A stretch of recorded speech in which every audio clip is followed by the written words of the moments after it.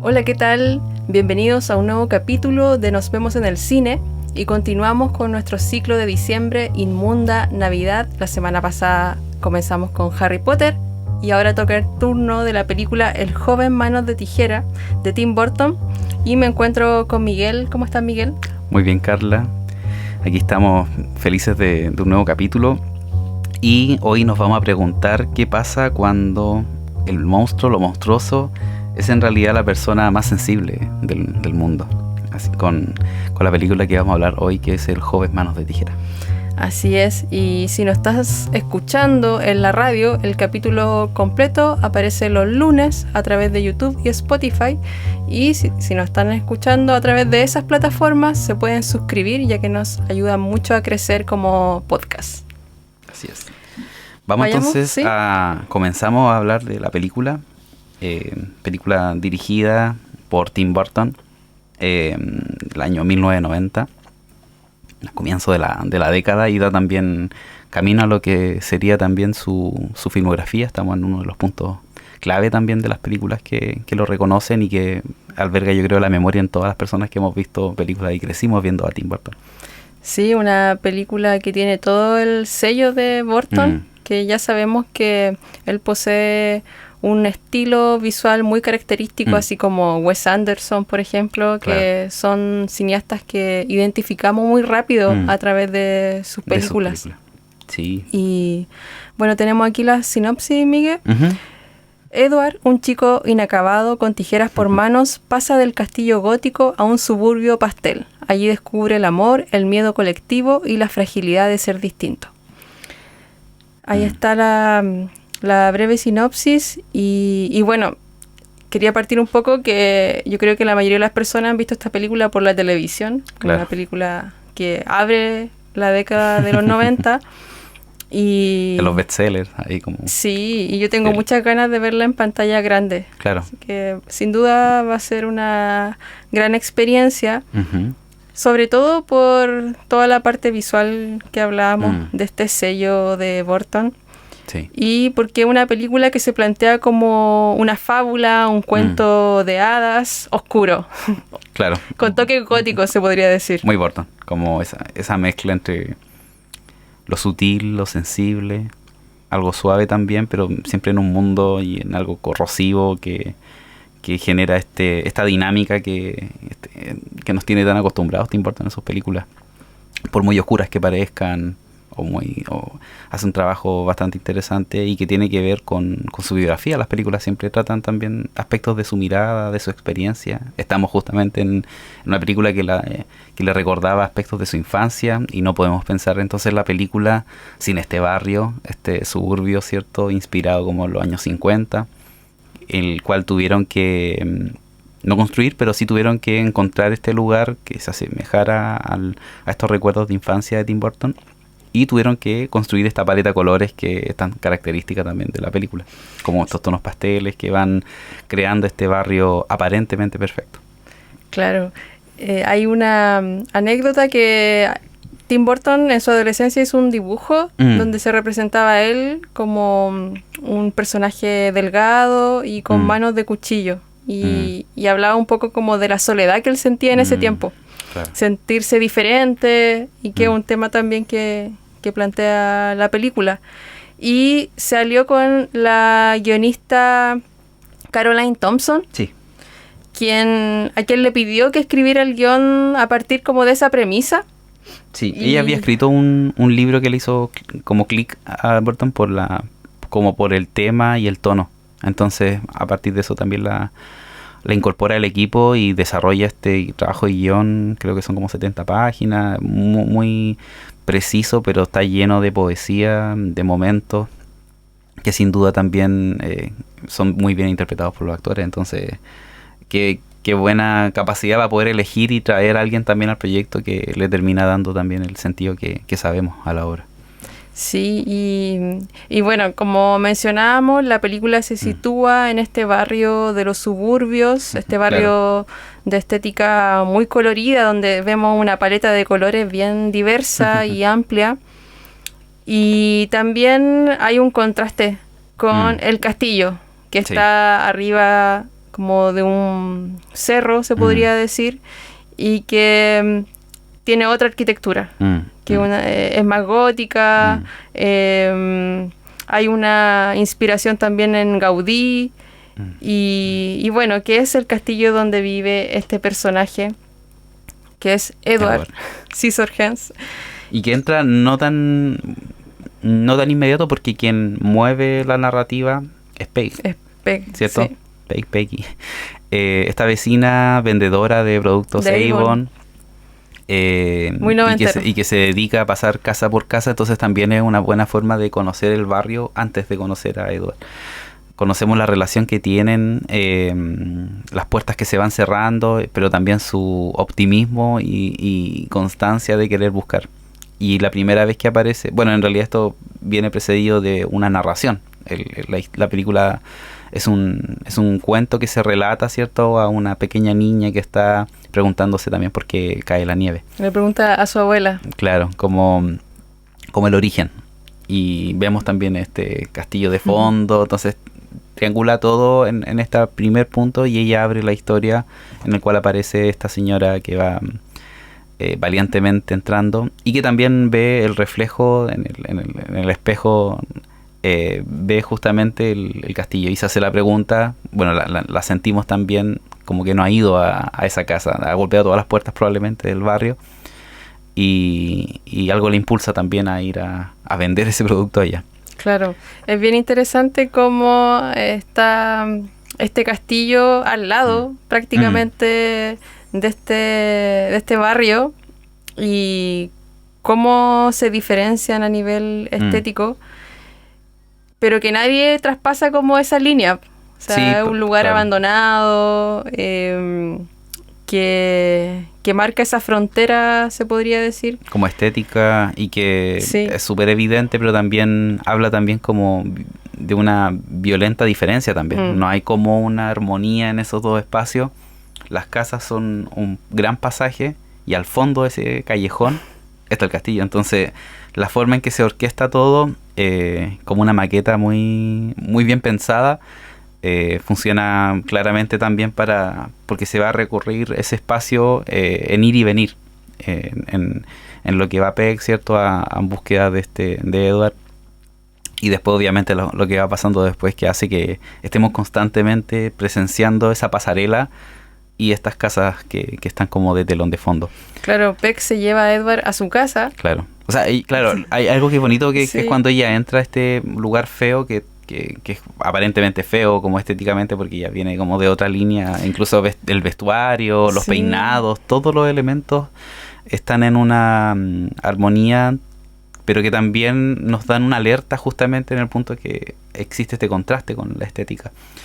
Y lo que llama la atención es que una vez que entra como a este lugar muy descuidado, tiene un jardín que está bellamente podado con las formas de animales. Y ahí se genera como una extrañeza que queda fascinada también como por las formas, por los colores, porque es como un aspecto muy vivo. Como esa belleza en medio del oscuro. Y después vuelve a entrar a un lugar muy oscuro. Entonces es como que hay capas, como una cebolla, como capas de contraste estético, que es muy importante. Hasta que después llega la azotea también, que es uno de los grandes...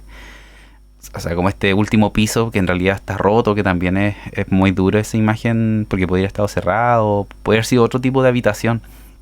Y es una habitación que está expuesta, pero que en realidad es una ventana hacia el barrio y él observa.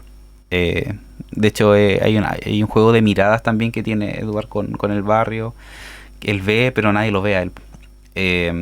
Y Peg es la primera persona, por así decirlo, que lo va a conocer. Él está incluso escondido como un animal indefenso, temeroso en su propio hogar, y ella lo acoge, genera este vínculo invitándole a acercarse, y más que juzgar cómo es y su apariencia, como ella trabaja con la piel, lo primero que se fija son en sus cicatrices y le ofrece también la ayuda. Entonces ese gesto como muy de cuidado, de aguachar, creo que genera ahí un vínculo muy bonito y que se resuelve de manera muy divertida. Es como, ya te voy a llevar a casa.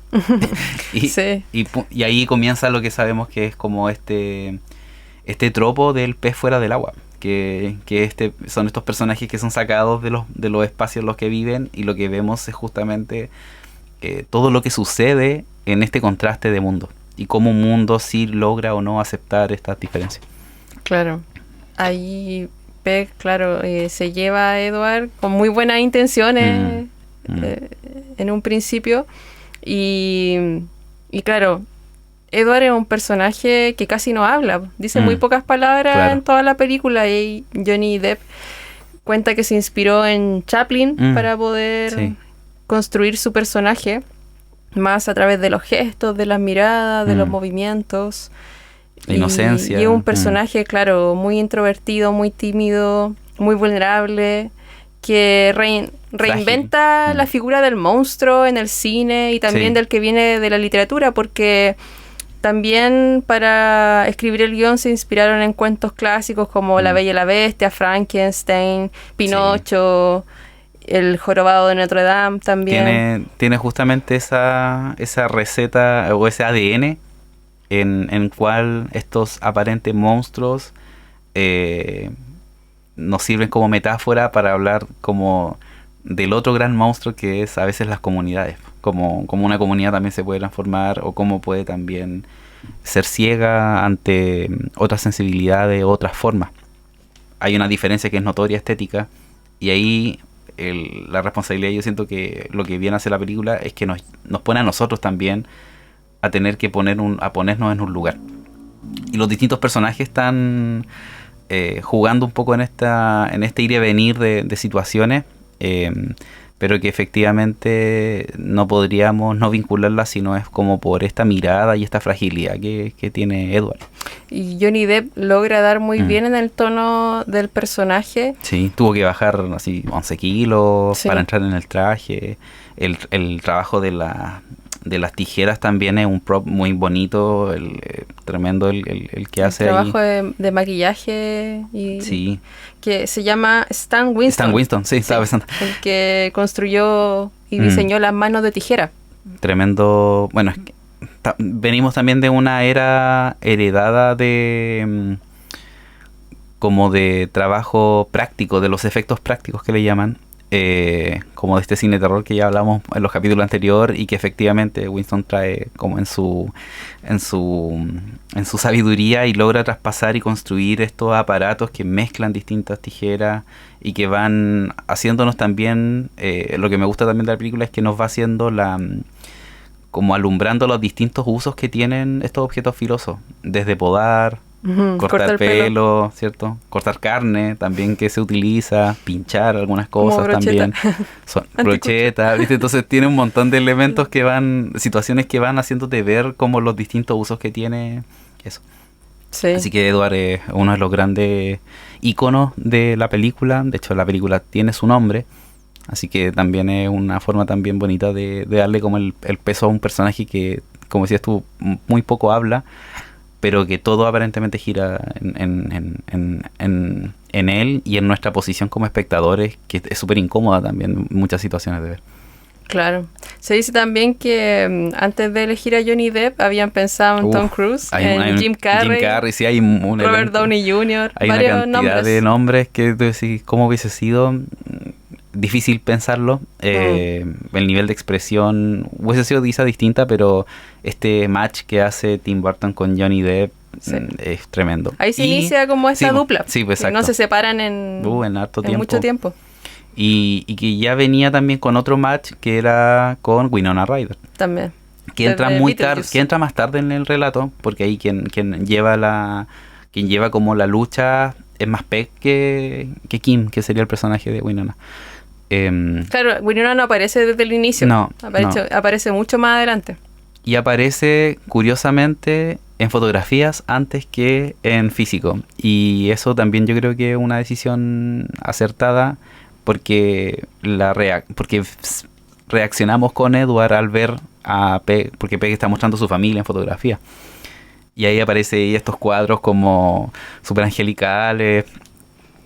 Winona venía ya de Beetlejuice con Tim Burton, entonces estamos justo en esa etapa súper juvenil también. Representa también a un adolescente, que tiene una relación ahí también que se empieza a desarrollar y una tensión que arman como este triángulo.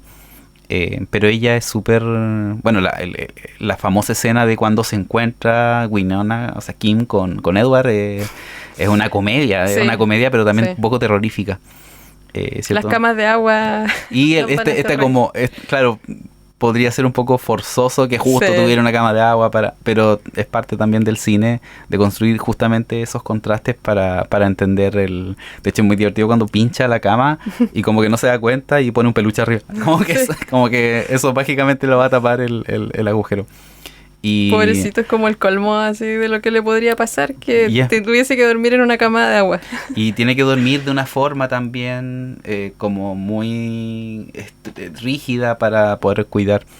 Se viste también de una forma muy delicada. O sea, vemos también el uso de sus tijeras como si fueran manos. Pero justamente todo eso que se tiene que adaptar a su forma de ser es lo que también le va dando carisma en las distintas escenas.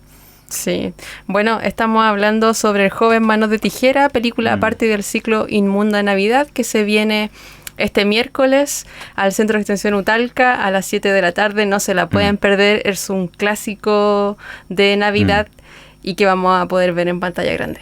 Sí, totalmente. Hay algo que también es importante que tiene que ver con este otro gran personaje, en realidad que es como un personaje coral, pero que es la comunidad. Cómo la comunidad recibe Edward y cómo se va desarrollando la relación que tienen con él.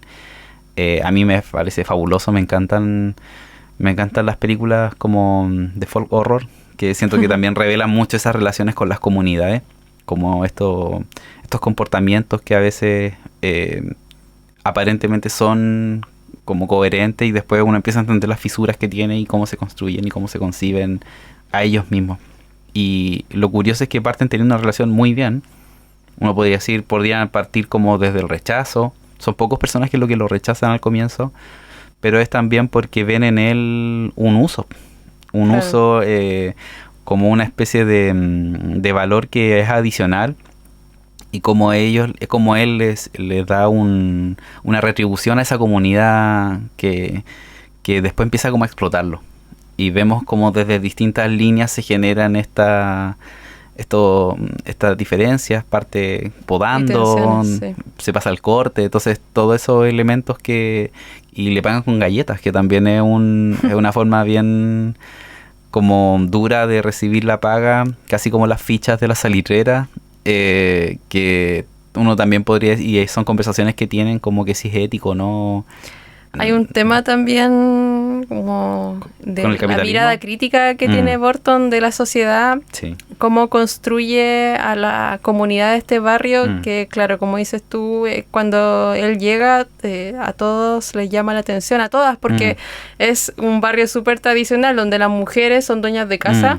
Sí. Y los Como que hombres no están. llegan en la noche. Entonces hay este chisme también que está por todo el barrio, todas se van enterando y El teléfono. sí, la llaman a Peg. Sí. Y están afuera de la esquina como comadreando. Sí, y hay arquetipos de personaje como esta vecina que es como una especie de ninfómana que termina siendo clave igual en una escena con Joyce, Edward, creo que no me acuerdo. Sí. que también le aporta también el toque comedia a la Sí, película. Hay otra vecina que es como la religiosa, que dice que Edward es el demonio. Es la única probablemente que al comienzo como que lo señala. Y creo que ahí está la clave de la película y por qué es necesario también verla en estos tiempos, en este contexto de Navidad, que son lecturas también que nos permiten reflexionar sobre en qué punto somos cada uno de esos personajes, en qué punto apuntamos, en qué punto recibimos, en qué punto defendemos también estas diferencias, estos seres como inadaptados, pero que les damos lugar. Se habla también de como una metáfora hacia el autismo, hay una relación ahí que es bien interesante y análisis como de psicólogo. Que en ese tiempo no estaban esos conceptos, no se hablaban esos temas. O sea, estaban, pero no eran un tema para la sociedad. Estaba todo dentro de un grupo que había que dejar afuera, ¿cierto? Los inadaptados sociales. porque justamente es donde más toca ese tipo también del espectro, que son estas dificultades para entablar relaciones, para situarse en los contextos. Ocurre lo del robo, que también genera como un dilema, y aparece también un psicólogo como explicando un poco, dándole a entender de que es difícil también entender los contextos si no has sido criado por una comunidad, lo cual me parece bastante acertado. Pero la comunidad, el rol de la comunidad, incluso el rol de la policía y toda la institución, no es tan dura como es la comunidad misma. Claro. Y eso también creo que es también uno de los grandes valores de la historia. Porque no es una historia como feliz, es una historia súper dura y áspera, que va haciéndonos pasar por distintos momentos, pero también que nos toca en el alma al punto de la compasión. Yo creo que ahí es una película que es bastante necesaria para entender. Yo creo que de ahí viene también el cariño que le tenemos a Edward, porque de verdad es como, ¿y a quién podría de verdad estar en contra de este personaje? El pueblo efectivamente puede lograr ese tipo de relación, o la comunidad más que el pueblo en realidad. Que esta comunidad que lo explota y que después se tensa, lo rechaza. Entonces, desde ahí la película también adquiere un tono mucho más duro, y ahí se dispara ya un montón de situaciones que van también a gatillar y a generar el desbalance también de la historia. Entonces, yo creo que el vivir eso es mucho más potente que el haber construido quizá una historia al revés, como de que al comienzo lo rechacen y después lo terminan aceptando. Es como más real también un poco. Claro. Hay una interpretación también desde lo visual, desde los planos, desde los ángulos de cámara que Tim Burton realiza, como para un poco hacernos reflexionar sobre este sistema donde llega Edward, donde se tiene que adaptar de alguna manera. Hay una escena donde el padre, el esposo de Peck, le dice, bueno, ahora tú tienes que levantar tu negocio, tu peluquería, pedir un préstamo al banco, y Edward es un NN, no tiene papeles, nada. Claro, no tiene registro, no. Y la única forma como de ser alguien, claro, es de esa manera, como de pertenecer y entrar a ese sistema. El no tener cicatrices en la cara, como todo un tema de tener que encajar en esta sociedad y nadie adaptarse también a él. O sea, como que es él el que tiene que cambiar todo su forma de vestir, desde ahí hacia viene una hacia serie adelante. de acciones que parecen ser como una renuncia a su propia, o identidad. Claro, como que tiene que disfrazarse dentro de la comunidad. Pero que hay también una tensión que se va dando, porque efectivamente él es quien es. Entonces tampoco puede, por mucho que se disfrace, renunciar al punto. Y hablan de las operaciones, y hablan de un montón de cosas. Entra la televisión, que también es fabuloso ese momento. Y que viene quizás una de las primeras escenas donde conecta con Kim. Yo creo que eso también me gusta mucho, porque presencialmente no conectan mucho al comienzo. Súper fría la relación. Él es muy tímido hacia ella, y ella en realidad está en otro plano, no, como que no conecta con él, pero conecta con él en la escena, yo siento, de la televisión, y ahí se genera un poco esta compasión, este leve movimiento que tiene en el punto donde que tiene que pasar para que sintamos compasión por otras personas también. Claro, y a sentir empatía por él. Me acordé también de los grandes planos panorámicos que hace Burton desde arriba, como planos cenitales. Sí. Porque Burton sabe construir muy bien los escenarios a través de maquetas. Sí. Entonces los personajes parecen pequeños bichitos, hormiguitas, cuando se ven desde arriba. Y es como muy poner la lupa muy a una realidad muy específica, pero que habla también del ser humano, como muy desde esa observación, desde arriba. Y que funciona como los humanos. Predecesora al Extraño Mundo de Jack, pero también hereda cosas de Beetlejuice, de esta maqueta, de este pueblo. Es fabuloso como lee también los códigos de una ciudad, de un pueblo que en realidad representa una sociedad entera.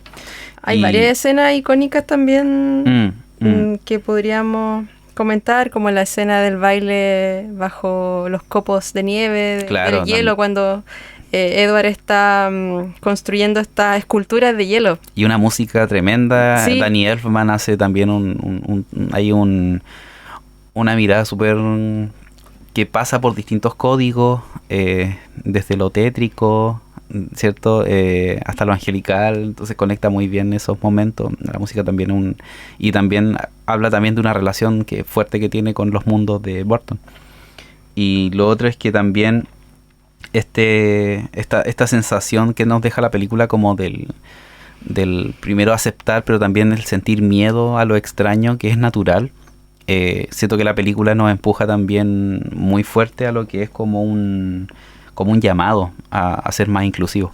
Entonces creo que funciona muy bien también la película en estos contextos, en estos roces que hay. Las migraciones generan también este tipo de situaciones. Entonces es una película que yo creo que por ser áspera igual nos hace ponernos en un lugar y tener que tomar una postura respecto a quienes queremos ser en esa historia. Sí, ahí está esos temas que tienen que ver con la mirada crítica sobre la hipocresía de la sociedad, ese cinismo también, como esa fachada perfecta de las casas también esconde detrás otras cosas que no son bonitas, como el lado más oscuro de las personas y que está muy bien como que mientras construido. más intenta ser como perfecto, hermoso, homogéneo, más esconde como esa basura interna que no quieren ver. Entonces queda como un personaje, funciona bien como un cuento porque esa comunidad es un personaje en sí misma. Sí. Entonces esta es una película que consagra a Tim Burton. Sí, totalmente. Bueno, Tim Burton venía también de Batman, que fue un éxito. También. Y que le permitió económicamente tomar otras decisiones y hacer crecer Entonces tiene una relación muy bien ahí con Warner que después puede consagrar con el resto de lo que viene después. Pero estamos en un nudo artístico muy importante a Tim Burton. Es una de sus películas favoritas también de su filmografía. Y más personales también. Entonces se recuerda con mucho cariño. Yo creo que la recordamos más de lo que realmente la recordamos. Como que sentimos que la queremos, pero al volver a verla yo creo que va a ser totalmente una experiencia muy gratificante. Va a ser divertida, va a ser incómoda, pero también nos va a dejar como algo vibrando muy grande después para reflexionar y conversar. Y gran parte de la atmósfera son gracias también a la música de Danny Elfman, porque compuso música especialmente para las escenas que ocurren en el barrio. Claro. Y también otra música para las escenas del castillo de Edward. Cada lugar suena diferente. Sí, que es mucho más sutil, más suave la música que le pone a Edward. Y hay un personaje también que es el inventor de Edward. Súper importante. Que es su última... Vincent Price, claro. Vincent Price, que Burton construyó el personaje pensando en él, que fue su despedida del cine, por así decirlo, que era un actor de cine de terror, de muchas películas de cine B, que hace terror. La voz de Thriller, que también viene como en esa línea de... Pero sí, Vincent Price tiene un... Lo que vemos ahí es prácticamente su guinda final, pero también es un reconocimiento. De hecho, bonito que él encarne el personaje del inventor. A Tim Burton le hubiese gustado ocuparlo más, pero su salud igual estaba más deteriorada, entonces poco pudieron hacer. De hecho, se escucha también como en un estado, pero funciona también justo para explicar, porque él también... Edward es una obra incompleta. Es un inventor que no logró terminar, a pesar de que tiene una casa de inventos maravillosos y tiene unas secuencias muy lindas que nos muestran cómo funciona la mentalidad y este espacio. Edward era el proyecto más grande, una especie de Pinocho, Frankenstein, como que se mezcla un poco en esa de la creación también de un ser, pero la pregunta ¿por qué es lo que nos hace ser humano? Entonces también esta galleta en forma de corazón, como que va generando también momentos muy lúcidos, más allá también de lo que pasa después en la historia. Es como que es súper esencial la película, y eso es una tremenda reflexión. Bueno, y con eso ya cerramos este primer bloque sobre el joven Manos de Tijera. Los invitamos a que no se pierdan esta función el miércoles a las 19 horas en el Centro de Extensión Utalca. La entrada es liberada. es por orden de llegada, que también nos preguntan mucho las personas si tienen que inscribirse antes. No, solamente tienen que llegar pero con anticipación, si es que quieren tener... hay películas que se ha quedado gente afuera, entonces nos gustaría recibirlo a todas las personas, pero hay películas que es necesario adecuar. Sí. Sí, y bueno, que nos sigan en nuestras plataformas digitales, nos encuentran en todos lados como cinespacio.talca, Instagram, Letterboxd. Así que continuamos luego en el siguiente bloque. Por ahora, ¿dónde nos vemos, Miguel? Nos vemos en el cine. Continuamos entonces con el bloque, con un anuncio, ¿cierto? Que ya lo tenemos caracterizado, que tiene que ver con el concurso Código Emoji. ¿En qué consiste este concurso? Va a aparecer un código emoji aquí, va a estar apareciendo ahora, que a la primera persona que escriba ese mismo código en los comentarios de YouTube o Spotify, se va a llevar 2 entradas para Cinemovix.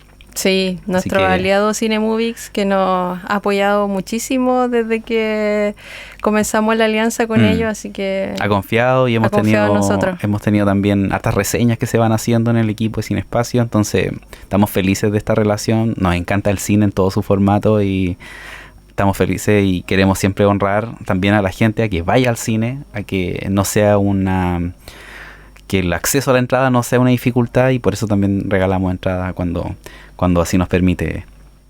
Así con es. este concurso entonces van a poder ganarse una entradita. Muy fácilmente además. Sí, es a la primera persona que lo escriba ya se lo han ganado varias personas, entonces en otros capítulos, así que los invitamos a participar. Continuamos entonces con el bloque de los estrenos de la semana.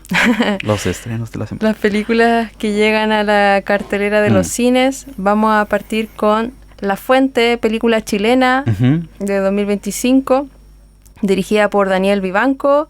En el elenco está Luis Ñeco, Patricio Achurra, Roberto Farías y Paola Giannini. Leo la sinopsis entonces Entonces, Luca Varela, dueño de la sanguchería La Fuente, resiste la quiebra en plena crisis del barrio. A la presión de vender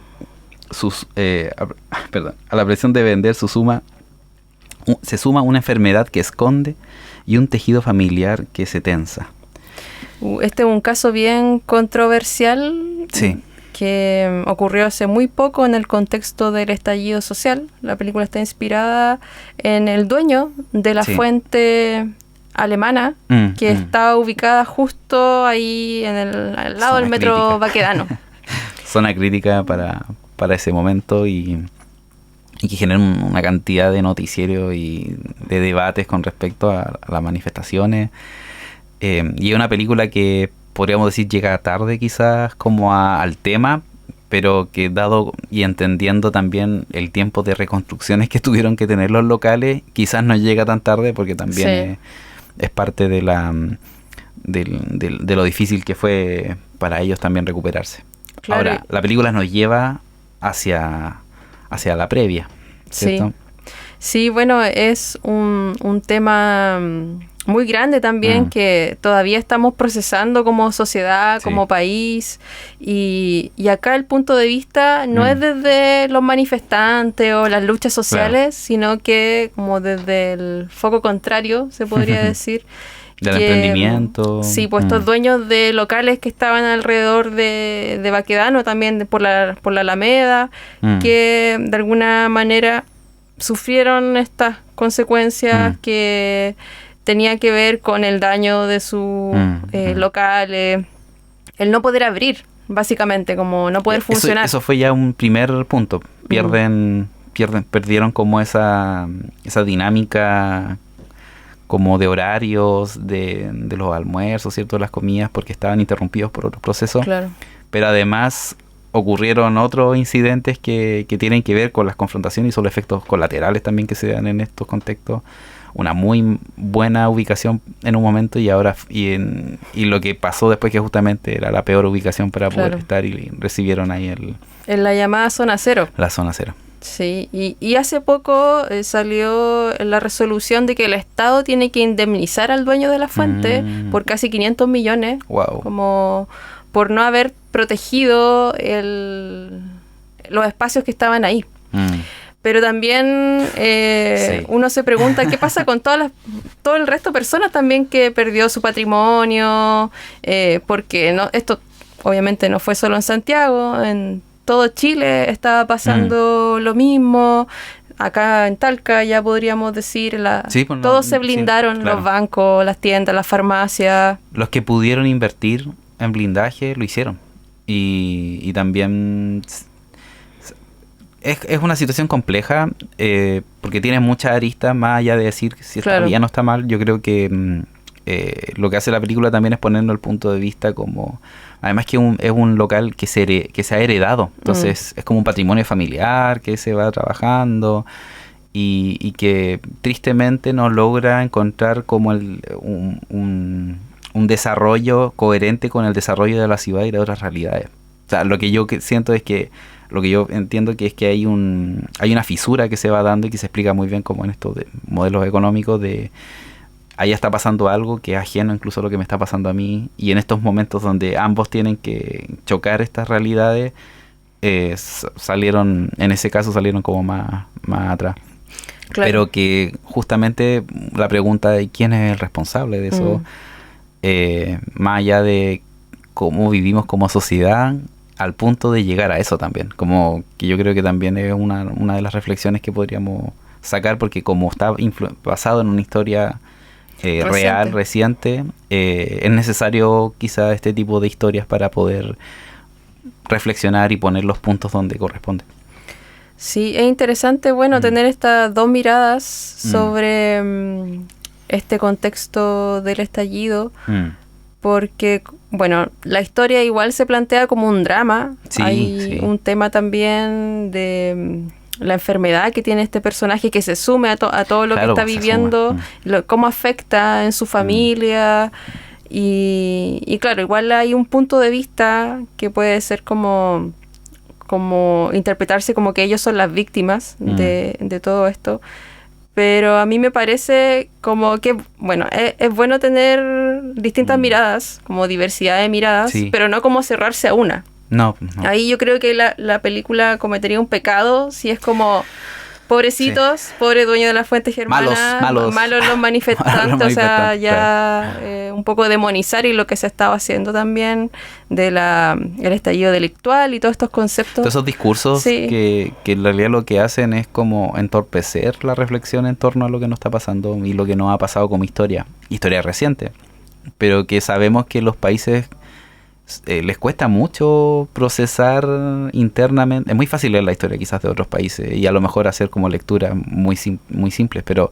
nuestra historia es compleja, está lleno de trabas y matices, así que vamos a ver. Además Luis Ñeco igual fue una personalidad que tomó posturas también en estos discursos, en estos momentos cuando estaba pasando. Entonces no es extraño que él también vaya a generar este personaje. A mí igual me llama la atención su actuación y me gustaría también poder como conectar con lo que se está diciendo, pero claro, tú decías, el punto de vista es clave para poder quedarnos con una lectura. Ahora no por lo que he visto no me parece ser que sea algo que vaya a demonizar. O sea, si los relatos humanizan y nos dan la sensibilidad de distintos personajes, está bien. Yo creo que ese es el aporte. Tampoco tiene que encargarse la película de poner a todos bien y tratar de hacer una reflexión, porque eso no es la pega de una película. Pero sí que nos puede aportar una lectura que a lo mejor no se ha hablado mucho, o que la prensa quizás también tomó de una forma muy morbosa también, en algún punto. Más tendenciosa. Entonces, que la película no caiga en ese morbo como de la más simplistas, de la delincuencia, y claro, y de las víctimas, cuando en realidad son procesos históricos que hay que reparar y poner ahí bien, afirmar porque también uno podría preguntarse, tiene una enfermedad y el Estado mismo, que podría haber supuestamente protegido sus locales, también debería protegerlo como a nivel de salud. No debería también, en cierto modo, apoyar esas mismas causas que las marchas iban criticando, con ciertos aspectos también del Estado, abandonos que tienen que ver con un proyecto país. Entonces, a lo mejor eso también puede ser el puente, y de que él mismo enfrente esa contradicción. por un lado lo material y por otro lado su propio cuerpo. El espacio agredido por estos efectos colaterales y por otro lado su espacio físico, su propio cuerpo también siendo agredido por una enfermedad en la cual a lo mejor no ha podido tener ese apoyo. Sí, así que bueno, a mí me parece importante poder ver la película para hacernos nuestra propia opinión, porque sin duda es una película que nos va a llegar de alguna manera. Somos un país de muchas contradicciones además, y nos cuesta también hablar como de nuestras heridas. Me parece que por acá al menos se plantea un punto de vista que puede ser interesante. Ojalá que el director logre como tener esa apertura. O que sea el camino para que otras películas también quieran tomar estos eventos y poder darle como nuevas lecturas. Al final es la variedad de miradas la que nos potencia y la que enriquece el cine, más allá de que todos construyamos un discurso. No es televisión esto, no es periodismo, es cine. Entonces es otra la pega que tiene el cine, es otra las posibilidades que tiene. Entonces esperamos que sea una película que aporte sin duda a la reflexión de nuestro país. Así es. Y seguimos entonces con el segundo estreno que esperemos llegue también, pero que está anunciado y que es el reestreno de un tremendo clásico de Estudio Ghibli, que es Kiki, entregas a domicilio. Sí, se reestrena en salas. Kiki, entregas a domicilio, película del año 89, dirigida por Hayao Miyazaki del estudio Ghibli. Bueno, la sinopsis es la siguiente. A los 13, Kiki deja su casa para cumplir su año de aprendizaje como bruja, monta un servicio de entregas en escoba y enfrenta la pérdida de confianza como obstáculo para crecer. Ahí está, bueno, es una película sobre crecimiento. Sí, coming of age. Sí, tiene todo el ADN. Así es, como la madurez. Habla también de la independencia. Sí. De la amistad, que también es un tema importante. Me hace eco que aunque deberíamos decirlo después, pero me hace eco que estemos como saliendo de Harry Potter y lleguemos a Kiki como también vínculos temáticos, pero que tienen otras lecturas, porque el mundo de Kiki es muy distinto. Ya es una familia que entiende la magia y que la incorpora en su historia. Y también ocurre algo que es un llamado también parecido a Harry, que es como a los 11 años creo, y Kiki a los 13, pero es también un momento para dar un paso. Es como una especie de ritual, que es un ritual bastante duro, que tiene que ver con independizarse a los 13 años. A los 13, imagínate. A los 13 años. Bueno, en Japón con esa lectura tampoco me parece tan extraño, teniendo programas como Mi Primer Mandado, cuando mandan a los niños muy chiquititos a hacer una compra del supermercado, niños de 5 años que tienen que ir, cruzar las calles y claro, funciona en esa estructura social. Entonces, no es extraño quizás entenderlo desde ese punto de vista. Quizás a nosotros nos cuesta porque somos muy de familia, viejote ya seguimos viendo como en la relación como con la familia. Pero claro, ahí nos pega yo creo muy duro porque también dentro de esa soledad que ella encarna, que encarna en el viaje, tiene que encontrar una ciudad donde no hay otra bruja, ¿cierto? No existe, y ella tiene que hacer una labor ahí. Y en ese sentido podría ser más fácil que llegar a otro lugar donde ya existiese todo esto. Entonces ella sí también es un pez fuera del agua, tiene que llegar a un lugar, tiene que ofrecer como sus servicios, tiene que tener un relato y no lo encuentra tan fácil como se planea.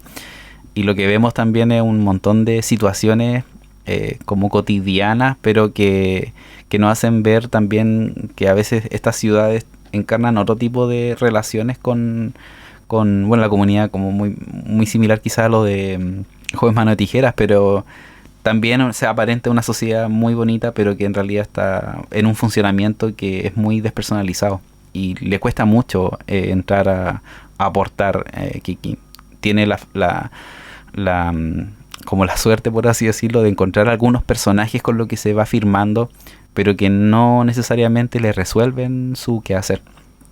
Entonces, cuando llega al servicio de la panadería y hace como este pacto para poder hacer, y se transforma en una especie de Rappi, ¿cierto? De pedido ya. Kiki tiene que asumir también una responsabilidad con respecto a eso.